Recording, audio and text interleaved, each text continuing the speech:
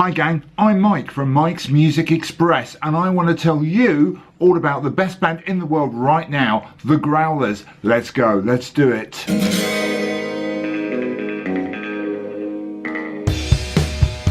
Well gang, I'm on a little bit of a mission to get the world to listen to the Growlers. They're pretty unknown here in the UK, but everyone I've played the Growlers to loves them, and we're talking everyone. That goes from a guy I know who's in his 70s and a big Rolling Stones fan, he adores the Growlers, to my best friend Matt, kids, because they love it. And I think they're an amazingly brilliant band, and I'm going to try and convince you of the same and make you want to go and check them out. But there's an obvious thing we've got to get past first, especially here in UK, and that is that name, the Growlers.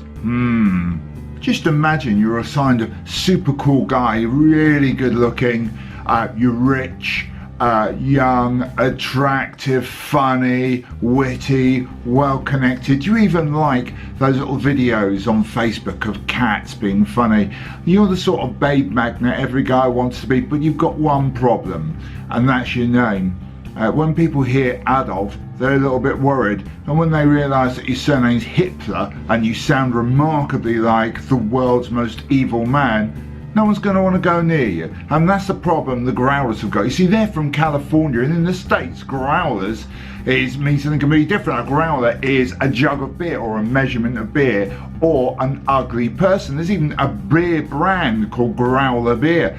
And here in the UK, it's got a very different connotation. It either means or a, how can I put this, a nasty slang word for vagina.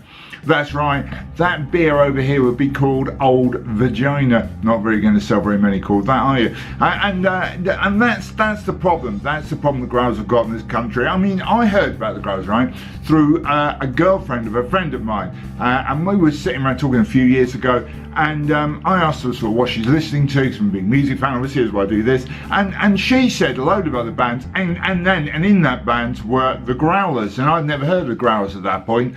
And I took a mental note of it and the other bands, and because of the name, I just assumed they were going to sound like a thrashy, fast, punky band, because that is what it sounds like. And weirdly, pretty much everyone I've made listen to the Growlers, and there's a lot of these people, have thought that as well until I've made them listen. And each and every one has loved them and said, why on earth are they called the Growlers? So let's just ignore the name for now and move on. So they're not a flashy, punky sort of that type of band. But now you're thinking, well, if they don't sound like that, what do they sound like, Mike? Well, I'll try and tell you, but it's quite tricky. You see, the Growlers are part surf, part funk, woohoo, part reggae, part psych rock, part pop, part synth pop even, and frequently all of those things together at exactly the same time. See, the Growlers are their own genre of music at the end of the day. They call it beach goth because they're not very good with names for things, are they? They're not in any way goth as we would think of it in any way. They call it beach goth, I think, partly because of the element of surf, and there's certain darkness to some of the lyrics, but in no way are they a goth band. For that combination of sounds to work, they would have to have some absolutely killer songs, and luckily they do. By the way, can I just apologise on that last bit for me dancing? Because I'm a white guy of a certain age, and when I dance it looks like dressage, do you know what I mean? So anyway, on with the video. The Growlers formed in 2006. They've had numerous lineup changes, but their creative hub appears to revolve around singer Brooks Nielsen, lead guitarist Matt Taylor, and multi-instrumentalist Kyle Straka. And they seem to be the people who are around the band or the main creative hub of the band most of the time. The Growlers look and sound exactly like they want to, not how other people want them to sound. Their first 4 albums and EPs, and their EP, okay, albums and EPs for them are fairly intermingled because their EPs have like 9 songs on them, but their early stuff, their early period of first 4 albums or so, were recorded in their own studio, which they built in a little warehouse, but they also happened to live. It's fair to say their albums got better as they started to master the recording process as they made their own records. their debut album, Are You In or Are You Out, has got some great songs on it, but does suffer from sounding like it was recorded at the bottom of a well. There are lots of die-hard Growlers fans who think this is their best album. I personally don't. For me, it's 2010's Hot Tropics, where the Growlers sound really begins to emerge. Built around Brooks Nielsen's amazing, just woken up with a hangover blues singers type singing. I mean, he's a great singer. There's a lovely slept in voice going on there that sounds like he's just had a whiskey and a cigarette, and judging from the lyrics he has. And the brilliant Matt Taylor's dynamic guitar, as well as that trademark genre shifting mid-song or within songs, gives their sound a real fullness. And the standout tracks on Hot Tropics include Graveyards, Full Badlands, and my favourite on the album, Underneath Our Palms, which are really, if you listen to them, very different songs, but still sounding like the Growlers. Matt Taylor's guitar playing is something to behold.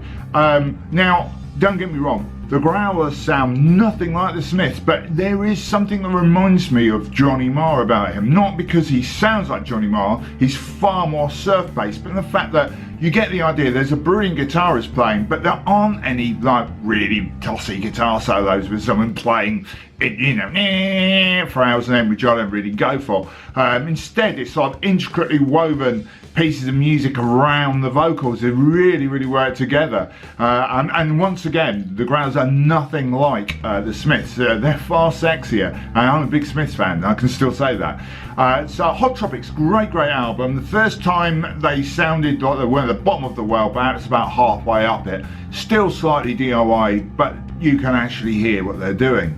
Now's probably a great time to mention YouTube, the very place you're probably watching this video, because the band, the Growlers, are very much part of the YouTube generation. Even their very first gig is on YouTube, and they're prone to making little promos for gigs they're doing, which have got like a new bit of music on it, and also throwing out terrific songs in video form on YouTube, which you certainly couldn't buy in the UK, and still can't for some of them, though they did put a few out last year, even though some of these things were been on YouTube for years. So, and by that I'm talking about the brilliant Monotonia, an absolutely fantastic song which isn't on any of their albums, and as far as I can tell was never released as a single. They've just thrown it out on YouTube. California's another great example, and they were just all over YouTube. So what I've done is, down below you're going to find a heap of links to some of their recommended tracks for you to get into the band with. In 2013, the Growlers released the excellent Hung Up Heart album, originally produced with the Black Keys Dan Olbrack, as they say it, producing, but they didn't like the results, so they did it again themselves. It's a brilliant album, slightly further out of the well, but still a bit self-produced, if you know what I mean. It has such brilliant Growlers classics as Naked Kids, 1 Million Lovers, Row, and Beach Rats, all brilliant songs.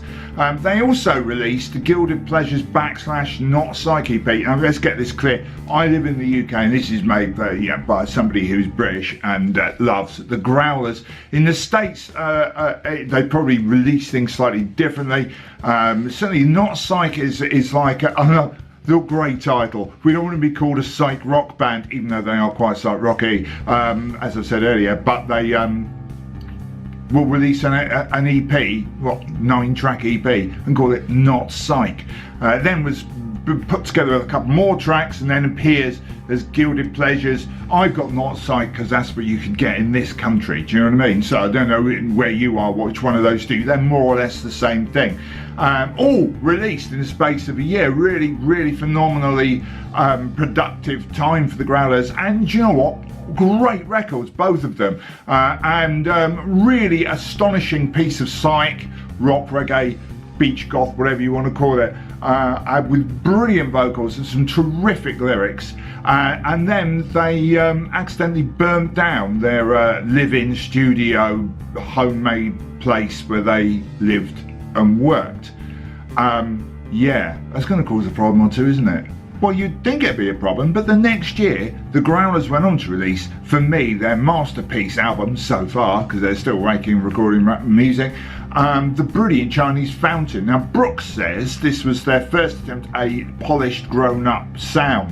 What I think you actually get is a completely out of the well-produced, but within still very much the Growlers sound version of the Growlers. Not only that, but it is full of beltingly brilliant songs.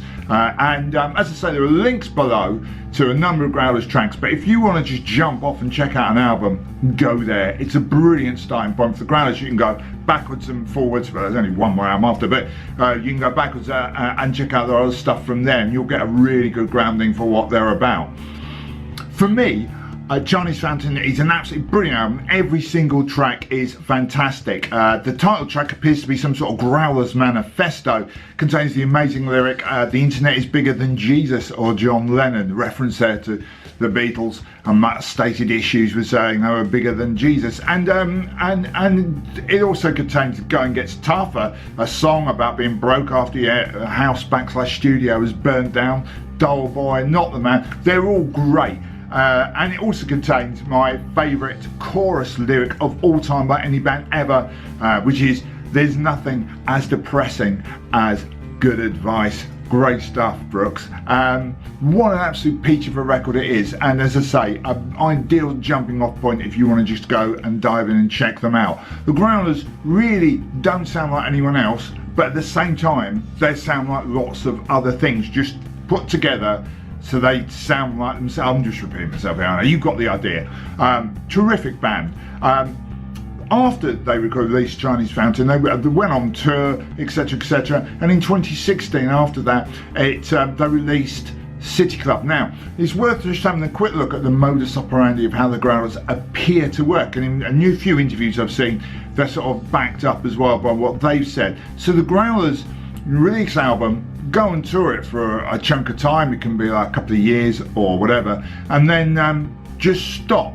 They appear to then disappear off the ether, and what they say they do is sit and write like 40 odd songs, pick the best ones and go and record them. They don't write on the road, they don't play new songs when you see them live, they just tend to just do that. So after that period, they signed to Julian Casablancas from the Strokes. They signed to his Cult Records and released an album which Julian Casablancas also produced, called City Club. Now, some Growlers fans, and they've got kind of a point, I think this album's way too overproduced. It is slick. I mean, we've gone from bottom of a well to very computerized sounding sound, but it's still pretty damn good. The single and its rather excellent video, link below, I'll Be Around, is absolutely belting. Then there's Vacant Lot, Night Ride, Rubber and Bone, all brilliant tracks. There are some things on there which are just kind of averagey, which I'm not that keen on personally.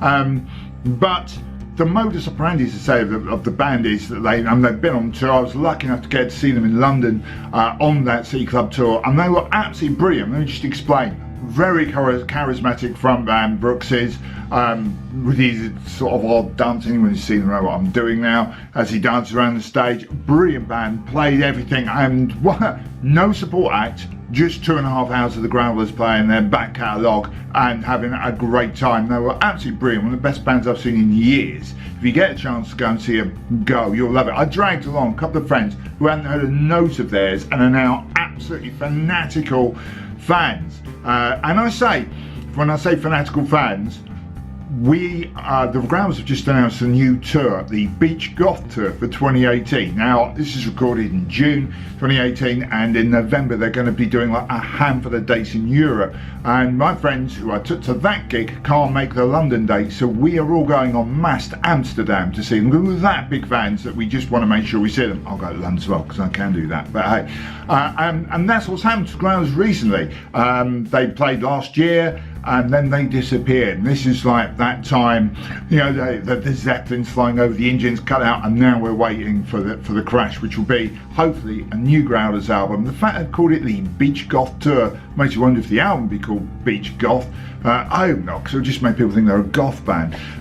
But I am really looking forward to it. Now, why am I really looking forward to it? I'll tell you why, because they released apparently an outtake and last year from the City Club session as a single, and it was a really interesting track 'cause it sounded more like the slightly less produced Growlers, and I'm kind of hoping that's the way they're going. And the Growlers tend to just put bits out. There's loads of other stuff. They do a beach goth festival as well in California where they get loads of their mates to come and do this huge outdoor gig over 2 nights. The Growlers played both, and the Growlers just do loads of stuff.